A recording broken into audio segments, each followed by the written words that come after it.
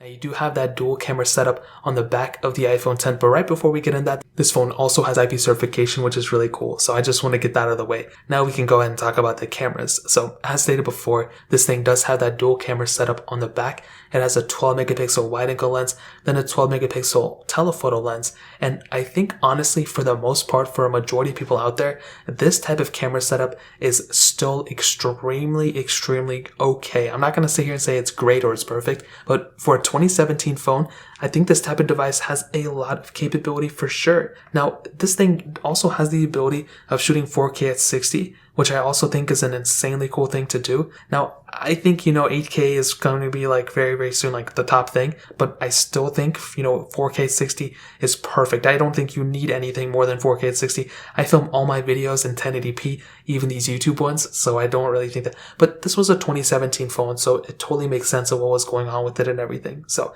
I think the back camera is extremely good for pretty much everything you're going to do with it. Now, the front camera is a 7 megapixel sensor, and I think, in my opinion, having a camera like this, the front camera, is good. And obviously I like having this type of camera lens for the most part, but I do kind of wish it did have some type of 4K at 60 capability. I think that in and of itself is another minor problem. It's not an end all be all, but that definitely is something to keep in mind. But I do think, this type of camera is a really good camera for pretty much everything you're going to do with it. The back camera is beautiful. The front camera is technically okay for everything you're going to do with it. So I think for the most part, that really pretty much covers it up in the whole entire camera setup department. It definitely gets a thumbs up for me in my books. Now,